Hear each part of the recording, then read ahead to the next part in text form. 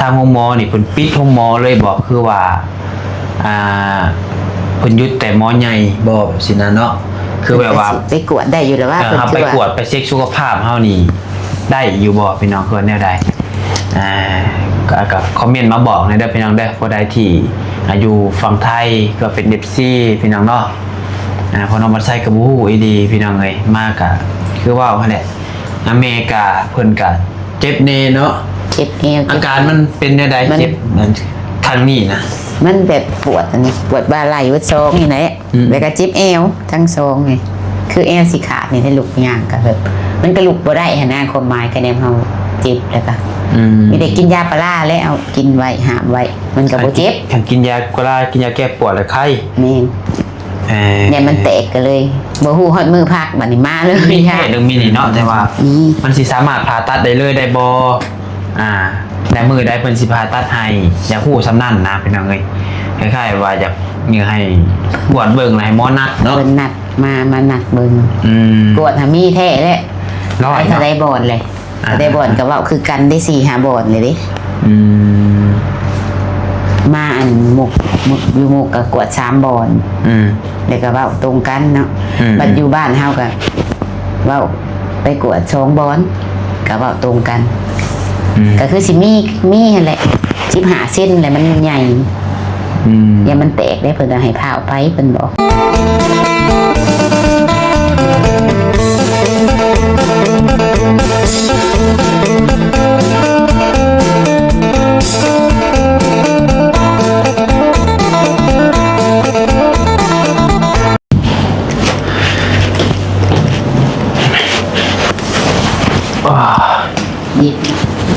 เย็นบ่ห้องเจ้าบ่เย็นเย็นอยู่กันเล่นหนาว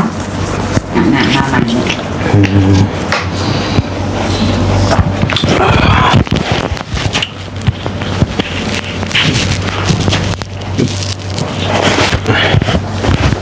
มาวันนี้พี่น้องเลยเนาะสบายดีเด้อพี่น้องเด้อทักทายสบายดีพ่อแม่พี่น้อง FC กันเบิร์ดสุขูสุคนพี่น้องเนาะกับพ่อกันกับน้องพัดใจอีกแล้วพี่น้องเลยเปิดภาพมาบันนี้กะอยู่กัน3คนเนาะ3 เมตรลูกพอดีว่าตอนนี้เฮาก็มาฮอดห้องพักเป็นทีเรียบร้อยแล้วพี่น้องเลยมาพักอยู่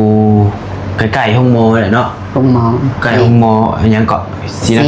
นครินทร์บอกว่าต้องไปเป็นไปหมอขาหอมศรีนครินทร์คือว่าห้องหมอใหญ่เนาะห้องหมอใกล้มากินใหญ่ลีเนาะใหญ่แห้งพี่น้องก็อะไรสั่นอะไรตึกแบบจุกชิวาเลยเนาะแบบจุกเทียบเช่นยังพี่น้องคือน้องปัจจัยกับบุเคยเห็นนุ่มหมอใหญ่แบบนี้จักเถื่อแต่เกิดมานะมีขบหมดเลยคือว่าเห็นมีเซบอกเซเว่นป่ะมีเซบอกเซเว่นมีแต่วันนี้บริเขาไปทางในพี่น้องเห็นแค่ตอนขี่รถมาสิ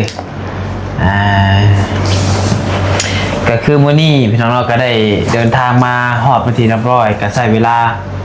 ประมาณจักชั่วโมง4 ชั่วโมงแล้วไล่ประมาณ4ซะเนาะพอออกมาวัน2 โมงครึ่งฮอดประมาณ5 โมง6 โมง6 โมงปลาย6 โมงจ้ะพี่น้องเอ้ยแล้วก็พากันไปย่างเซนทันคอนแก่นในนึงพี่น้องเอ้ยกินข้าวอะไรเป็นหลอกกินข้าวก็ใหญ่พี่น้องเนาะใหญ่คอนแก่นนี่ถือว่าเป็นเมืองใหญ่เนาะเป็นเมืองก็เป็นบอกยังเดินเมืองอำเภอใหญ่ยังแหละพี่น้องอยู่บ้านเฮาก็เป็นแขงอยู่บ้านเฮาเนาะประมาณนั้นพวกเข้าไปก็บทหลายพันเติบเลยพี่น้องเนาะน้องปัสสาวะยังประเทศยังเข้าไปเปลี่ยนซิมก็500ทั้งเปลี่ยนซิม80 บาทเนาะ89 บาทแต่ก็เติมเน็ตเป็นรายเดือน400 กว่าบาทเป็นรวมเป็น500 ปลายนะแต่ก็เปลี่ยนกันแตกโทรศัพท์นั่นนี่พันปลายเนาะกินข้าวกินน้ำเป็นรายพันเติบมือแรกสิแหละพี่น้องเนาะการเดินทางย่อมมีการใช้จ่ายพี่น้องเลยแต่กะยามันเพราะว่าเฮามันมันก็ต้องมีค่าใช้จ่ายอยู่แล้วพี่น้องเนาะปีนึงเนี่ยเราต้องได้เสียเงินแต่ว่ามากอะเห็นเดฟซี่พี่น้องเพิ่นคอมเมนต์มาว่า น้องปัดไซมาก็ถึงมือวันหยุดของอหยังราชการบ่ แม่นวันหยุด วันหยุดของ นักขัดตะเลิกอย่างประมาณนี้นะ วันหยุดของหมอของแพทย์ของหมอประมาณนั้นนะ มันเกี่ยวกันบ่กับเขาพรรษาเนาะอันเดียวกันบ่เพิ่นสมมุติฐานะความหมายหั่นนะ อ๋อ อย่า แบบว่าวันหยุดเข้าพรรษา หรือว่าในใดเฮาก็บ่ฮู้เพิ่นฮ้องหั่นนะ วันหยุดของพรรษานะ ก็เห็นแต่FC คอมเมนต์มาหลายคนอยู่พี่น้องเนาะกับน้องปัดไซเดี๋ยวบ่ได้เข้าอ่านทีแรกนะบ่ได้เข้าอ่านเพิ่นเม้นมาตั้งแต่คลิปแรกพุ่นแหละเนาะในคลิป2บ่ได้คอมเมนต์เข้ามาน้องปัดไซ เริ่ม ลง อ่า ไป นก็จะว่าบ่ได้มาแต่อยู่หมุกพู้นเนาะ อ่า คะแนนเป็นอันแต่อยู่หมุกทหารยันกลับเมื่ออยู่มันไกลดิ มาหอดผีได้ดิ กลับบ่ทันเลย ก็อ่านเบิ่งเพิ่นว่าเพิ่นหยุดว่าซั่นพี่น้องเอ้ยทางนี้ก็น้องปัดไซก็หาก็บอกป้ากับเมย์ตอนนั้นออกมาแต่เซ็นทรัลเดินเซ็นทรัลแล้วก็ออกมาประมาณ 7-8 โมงเนาะ 7-8 โมงนี่แหละ 8 โมงนี่แหละ 8 โมงปลายแล้วป้าเพิ่นก็แชทถามคนฮู้จักนั่นนี่อะไรพี่น้องเอ้ยเพราะว่าเฮามานี่ก็บ่ฮู้หันนะแบบว่าว่าเป็นวันหยุดของเพิ่นพี่น้องเนาะบ่ฮู้เฮาก็มาแบบก็ย้อนว่า นึกว่าวันจันทร์เลยมาโลดนึกว่าเป็นวันจันทร์เลยครับนึกว่าเพิ่นเฮ็ดเวียกเฮ็ดงาน โดยความหมายเฮาคือวันจันทร์ศุกร์เนาะเพิ่นคือสิเฮ็ดเฮ็ดงานอยู่เข้า วัน ใจ เสาร์เลยบ่ได้มาจุมเฮาขอนเฮาหยุดยัน เสาร์อาทิตย์ได้ว่าจะเราก็หยุดวันรัฐอันหยังหยุด ราชการ หยุดพักนั่นแหละว่าซั่นซะก็เลยออกมาวันจันทร์เพิ่นว่าหยุดประมาณ3 มื้อพี่น้องเนาะอันนี้ก็จักแม่นแท้บ่แม่นน้องปัจจัยกับบ่แน่ใจเลยว่าอยากถามพ่อแม่พี่น้อง FC ว่าผู้ใดอยู่ไทยพี่น้องเนาะว่ามันแม่นแท้บ่มันหยุดแท้บ่หั่นน่ะและเพิ่นหยุดแบบนี้ฮะเพิ่นหมอทางโรงหมอนี่เพิ่นปิดโรงหมอเลยบ่คือว่าเพิ่นหยุดแต่หมอใหญ่บ่สินะเนาะคือแบบว่า ไปกวดได้อยู่แล้วว่าเพิ่น ไปกวดไปเช็คสุขภาพเฮานี่ได้อยู่บ่พี่น้องคือแนวใดก็คอมเมนต์มาบอกในเด้อพี่น้องเด้อผู้ใดที่อยู่ฝั่งไทยก็เป็น FC พี่น้องเนาะพอน้องมาใช้กับฮู้อีดีพี่น้องเอ้ยมากก็คือว่าหั่นแหละอเมริกาเพิ่นก็เจ็บแน่เนาะ เจ็บเอว อาการมันเป็นแนวใดเจ็บทางนี้นะ มันแบบปวดอันนี้ปวดบ่าไหล่วัดซองนี่แหละแล้วก็เจ็บเอวทั้งซองนี่คือเอวสิขาดนี่ได้ลุกย่างก็แบบมันก็ลุกบ่ได้หั่นนะความหมายคะแนนเฮาเจ็บแล้วก็มีแต่กินยาปลาร้าแล้วเอากินไว้หามไว้มันก็บ่เจ็บ คันกินยาก็ได้กินยาแก้ปวดแล้วไข้ แม่นเนี่ยมันแตกก็เลยบ่ฮู้ฮอดมือพักบัดนี้มาเลยยาก เราก็บ่ได้ศึกษาที่แรกน้องปัสไซก็สิเฮ็ดคลิปอัดคลิปถามพ่อแม่พี่น้อง FC แจ้งบอกพ่อแม่พี่น้อง FC แล้วว่าสิไปมื้อนี้แต่ว่าน้องปัสไซก็สิเฮ็ดมื้อใดก็บ่ได้เฮ็ดเวลามันแทบมันแบบว่าบ่มีโอกาสนะคือเมื่อคืนนี้ก็คือเห็นนั่นแหละพี่น้องเอ้ยเนาะมันเวียกเฮาก็ไปทุกมื้อ ขายเชื่องมาดึกแน่ขายเชื่อง แม่นมันบ่ตรงกันพี่น้องเอ้ยแต่ว่าเฮาได้มาแล้วก็จักสิแนวใดเนาะ ก็ได้เข้าไปกวดนั่นแหละเพิ่นว่าได้ก็เมื่อเห็นได้เพิ่นบอกนี่ได้ก็เมื่อก็มาใหม่ สิเข้าไปเบิ่งในห้องหมอเนาะก็ได้ว่าเพิ่นว่าปิดเฮาก็สิได้กลับบ่คือว่า ครับนั่นแหละ คือว่าพ่อแม่พี่น้อง FC มีความคิดความเห็นใดๆคือคำแนะนำอยู่บ่แบบว่าเฮาไปกวดอยู่ไสได้แน่หั่นน่ะเนาะนอก เพิ่น จาก ก็สิปิดเบิดแล้วว่าสมมุติว่าหยุดเบิดแล้วว่าโรงหมอ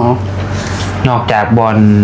นนี้พี่น้องเอ้ยห้องหมอศิลครินทร์บอกเพิ่นเด้อนะ แม่น ของห้องหมอใหญ่นี่แหละอยู่ขอนแก่นนี่แหละพี่น้องเอ้ยตอนนี้น้องปัสไซอยู่ขอนแก่นเด้อ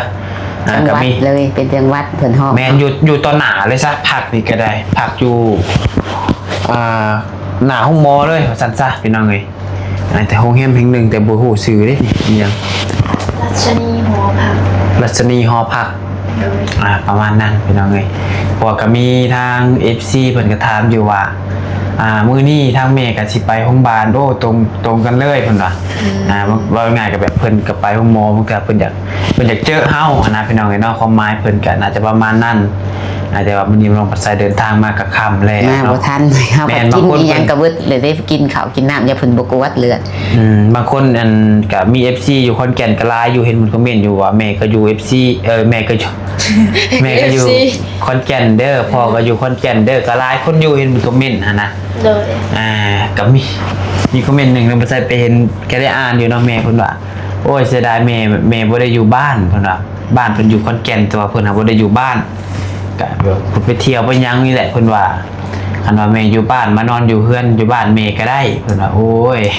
ขอบใจหลายๆเด้อแม่เด้อเนาะแต่ก็บ่เป็นหยังทางลูกๆก็ยังบ่แน่ใจว่าสิได้อยู่จักมื้อเนาะก็พังเบิ่งก่อนพี่ เบิ่ น้อง ง เอ้ย อื่นและเขาไปกวดแต่ว่าเพิ่นว่ามือฮื้อบ่เลยว่าได้มือฮื้อเพิ่นแห่งสิมือเขาพรรษาให้บ่ได้เปิดดอกเนาะ ยันเปิดอยู่เพราะว่า วันที่1ยันวันที่วันศุกร์ผู้ไปจัก ยันมื้อนี้ก็ยันเกี่ยมเครื่องใส่บาตรเราบ่จัก วันศุกร์วันนั้นน่ะผู้ใดวันเสาร์ผู้ใดที่1 อืม บัดถึงโทษแล้ววะ สมมุติว่ามื้อเพิ่นได้ยินเพิ่นว่าเพิ่นหยุดราชการน่ะ3มื้อพี่น้องเอ้ย3วัน28 29 30 31นี่น่าจะเฮ็ดเวียกเฮ็ดงานปกติเห็นว่า31ก็ที่1เนาะ อันก็เป็นวันศุกร์และวันศุกร์น้อยยันบ่อยากยันเพิ่นนั่นอยู่เลยพี่จักยันเป็นวันจันทร์ผู้ไปจัก แล้วบัดนี้มันสิเดือนไปเป็นทิศเรื่องงานถาเพิ่นนะเนาะคะแนนคือความหมาย จันทร์มื้อนี้ก็ โอเคคือความหมายนี่น้องบัดไซกับแม่นี่นะเพิ่นอยากมากวดเบิ่งแลอยากรู้ว่าหมอเพิ่นนี่สมมุติว่ามันนั่น สามารถผ่าตัดได้บ่หรือว่าได้ มันมีแท้เรื่องมีนี่เนาะแต่ว่า มันสิสามารถผ่าตัดได้เลยได้บ่ในมือได้เพิ่นสิผ่าตัดให้อยากฮู้ซำนั้นนะพี่น้องเอ้ยคล้ายๆว่าอยากให้กวดเบิ่งให้หมอนัดเนาะ เพิ่นนัดมานัดเบิ่ง ก กวดหามีแท้แหละ ร้อย ถ้าได้บ่อนเลยถ้าได้บ่อนก็เว้าคือกันได้4-5บ่อนเลยเด้ อืม มาอันมุกอยู่มุกก็กวด3บ่อน แล้วก็เว้าตรงกันเนาะบัดอยู่บ้านเฮาก็เว้าไปกวด2บ่อนก็เว้าตรงกัน ก็คือสิมีนั่นแหละ15เซนแหละมันใหญ่อย่ามันแตกได้เพิ่นว่าให้พาออกไปเพิ่นบอกอย่ามันเป็นอันตราย ดอย ก็ได้ว่ามันน้อยฮะจัง4 5เซนก็สิกินยาลองเบิ่งเนาะมัน อันนี้มันใหญ่เติบเนาะ15เซนแต่วันนี้แม่บวกกับแม่นี่เพิ่นก็เจ็บเป็นช่วงบ่คือว่าเจ็บ เจ็บเป็นช่วง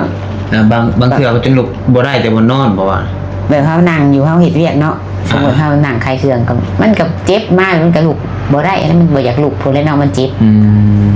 จนย่างบ่ได้ความหมายหั่นนะ แล้วก็เลยว่า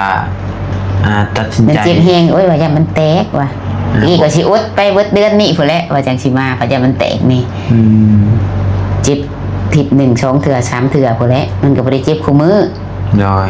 ความหมายหรือว่าเป็นน้ำเฮายืดลายนี่บ่หรือนี่ใดก็บ่ฮู้แหละถามผู้ขี่รถมานำกันแล้วก็ว่าเจ็บอาการอันเดียวกันเจ็บบ่าคือกันเจ็บนี่เอวคือกันแล้วว่าแล้วก็เป็น ผู้ที่เพิ่นมากวน แม่ เนาะ มากวดมื้อนี้ขี่รถมานำกัน แล้วก็เป็นก้อนเบ้าคือการสิมายุกนั่นน่ะกะอาการเดียวกันเลย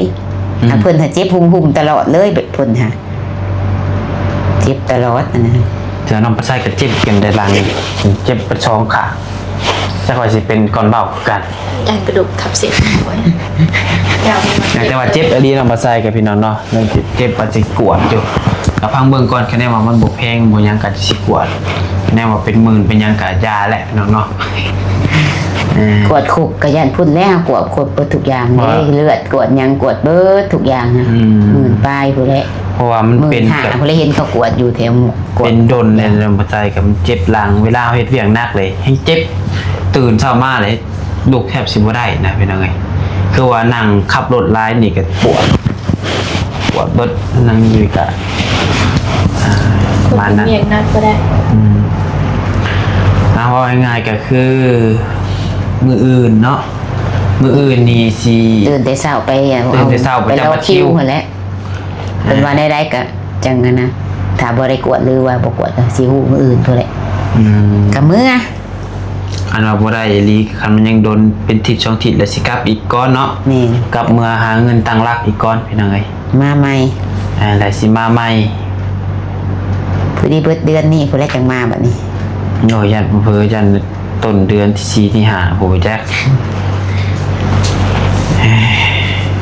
กลับมามันก็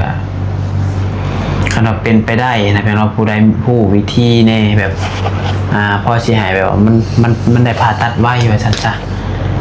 ก็แนะนำมาในแต่เป็นอันใดเพราะว่าน้องปัดไซกับแม่ก็บ่อยากกลับไปกลับมานะเป็นว่าคะแนนว่ามันพอ อยู่ถ่าได้3-4มื้ออีกก็สิอยู่เป็นยังไงเพราะมันจำเป็นเด้พอเฮาได้มาแล้วมันก็กลับ ใกล้ กลับ เติ มา บเนาะเติบ กลับมามันก็เมื่อยแล้วมันก็เรื่องค่าใช้จ่ายเฮาแน่แหละพี่น้องเสียเวลานำมันก็หลายอย่างหลายแนวว่าซั่นซะก็เลยว่าบ่ได้ฮู้วิธีเนาะคอมเมนต์มาได้เด้อคือว่าถ้าว่ามีด็อกเตอร์ที่เพิ่นเบิ่งคลิปน้องภาษาอยู่ตอนนี้ก็ติดต่อมาแน่เนาะคือว่าผู้ใดมีญาติพี่น้องแบบว่าเฮ็ดเวียกเฮ็ดงานอยู่โรงหมอพี่น้องเนาะคือว่าเป็นเจ้าเป็นนายว่าซั่นซะพอสิแบบซอยให้ทางแม่น้องภาษานี่ได้ผ่าตัดไวๆพี่น้องเอ้ยเนาะน้องภาษาก็ขอนำพี่น้องเนาะผู้ใดฮู้ก็แนะนำเด้อพี่น้องเด้อประมาณนั้นแหละพี่น้องเอ้ยตอนนี้เป็นอะไรสถานการณ์ตอนนี้ ตอนนี้มันบริเจ็บแล้วของกินยาไว้เลยเนาะ กินยาอยู่ มันกินแต่แบบว่าถ้าเจ็บมันนะเดี๋ยวนี้มันกับบริเจ็บมันก็ไข้แล้วบางทีเลือดมากก็ซีคือสิเจ็บเอวไข้แต่มันบ่เจ็บแบบมันหน่วงนะมันรู้สึกว่าหน่วงซื่อมันก็บ่ได้ว่าถึง ขนาดนอนมา รู้สึกซื่อๆ น นะ อนมาเนี่ย แปลว่ามันรู้สึกว่าเฮาสิเจ็บเอวอีกหรือบ่กินยาลัดไว้แล้วมันก็บ่เจ็บมันกุ้มอยู่แล้วกุ้มเบิดมือฮอดมื้ออื่นคือว่า2-3มื้อตั้งเทื่อกะ กินเทื่อหนึ่งนะบ่ แม่มันกินเทื่อหนึ่งนั่นแหละมันก็บ่ได้ว่าสิกินอันเบิดมื้อละเท่าใดเทื่อดอกเทื่อหนึ่งก็มื้อหนึงก็กุ้มแล้ว มื้อละเทื่อคือว่ามื้อหนึ่งอยู่ได้2เทื่อหนึ่งได้ เว้าได้ อยู่ได้2มื้อ3มื้อ แม่นถ้าว่าเป็นน้ำเฮาเฮ็ดเวียกหลายเฮาบ่ได้พักผ่อนแน่บ่หรือว่าในใดนี่แหละมันก็เจ็บเอวยืนลายหนังลายเลยมันก็เกี่ยวกันอยู่ เดี๋ยว เพราะว่าเวียกเขาประเทศเกี่ยวกับหนังกับยืนดิซะอย่างลายเพราะบัดนี้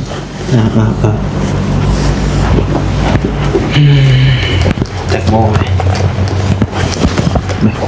10 โมงเลย 10 โมงเลยโอ้ไวดีเนาะไวพี่น้องนี่นะแป๊บนึงเดี๋ยวอ่านเบิ่งคอมเมนต์นี่ก่อนใต้กระโหลกคลิปนี้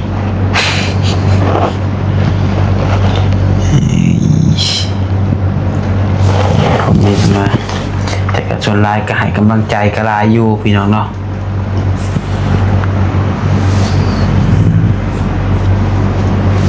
บางคนก็ถามว่าทะเบียนรถ77พี่น้องเอ้ย377เด้อ มันออกแล้ว มันออก70พี่น้องเอ้ยออกวันเลขปลาใหญ่ ใช่แต่ว่าซื้อ74 มันออก70 ใกล้แต่บ่โทรไปซื้อเนาะ น้อย คืออยู่ได้ว่าสิซื้อรัก447 ว่ะ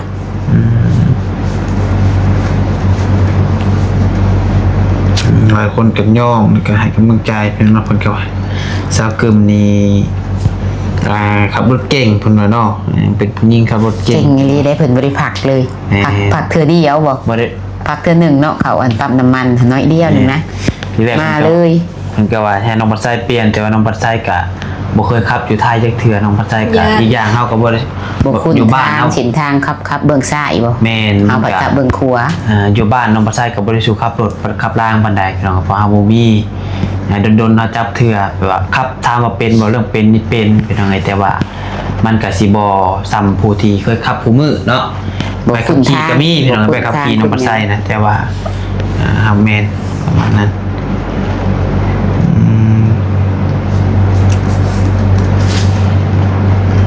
หลายอยู่คนแนะนำนั่นนี่พี่น้องเอ้ยคอมเมนต์กันไปซะเนาะมีแต่ว่าถ้าพังเมืองมืออื่นเนาะเดี๋ยวได้ก็ เพิ่นแลตื่นแต่เช้าแหละ ประมาณจังโมง 6 โมงให้ได้ออกนะเพิ่นว่า 6 โมง ยัน ได้ มัน ออก เพื่อยันว่าคนหลาย อืม เขาได้ยินอันห้องยังก็เจ้าของห้องพักนี่มาแบบมาหาหมอหาหลายว่าคงมาเสาห้องเราดิ แล้วบอกว่าหลายมาเต็มหนนะจะว่าเพิ่นกวดอยู่เราอะไปลองเบิ้งเพิ่นแนะนำหนนะไปแต่เช้าแล้วเราอะ โดย ในห้องเรานี่เต็มเด้คนมาหาหมอเราอะเฮาผัดเพิ่นผัดเป็นหมอนัดให้มาเฮาผัดบ่ได้แม่นหั่นน่ะเฮาผัดมาหาเพิ่นโดยกงเลยหั่นนะบ่ได้แม่นว่าสิมา แบบหมอนัดหมอยังเนาะ หมอนัด หมอนัดเลยห้องเพิ่นเลยเต็มเพิ่นเว้า โดย เพิ่นก็สิเปิดอยู่แล้วว่าเพิ่นว่าให้เข้าไปลองเบิ่งเฮาก็ไปลองเบิ่งเฮาก็เทินมาเลยเด้จ้ะ โอเคมีแต่เท่านั้นแหละเด้อพี่น้องเด้อคลิปนี้ก็ด่วนพี่น้องเอ้ยเนาะด่วนหน่อยนึงผู้ใดที่ผู้ที่น้องบ่ใส่ก็สิเอาลงเลยพี่น้องเนาะก็เพราะว่าอยากฮู้คำแนะนำนะพี่น้องเนาะว่า FC สิว่าแนวใดจังใดก็ฝากแน่พี่น้องเอ้ยคนละ1คอมเมนต์1ความคิดความเห็นพี่น้องเนาะโดยไปมีแต่ว่าอยู่ดีมีให้หมดสุขสุขคนขอบคุณกับคุณหลายๆเด้อพ่อแม่พี่น้อง FC ที่เข้ามารับชมและเป็นกำลังใจให้ทางน้องปลาไส้และก็ทางเมย์ทางน้องเบลทางซับกึมจังใดก็อยู่ดีมีแห้งคือการพ่อแม่พี่น้อง FC ก็ได้โดยผิดพลาดประการใดก็ขอโทษขออภัยนำพี่น้องเด้อไปแล้วไปหารับพานอนก่อนสบายดี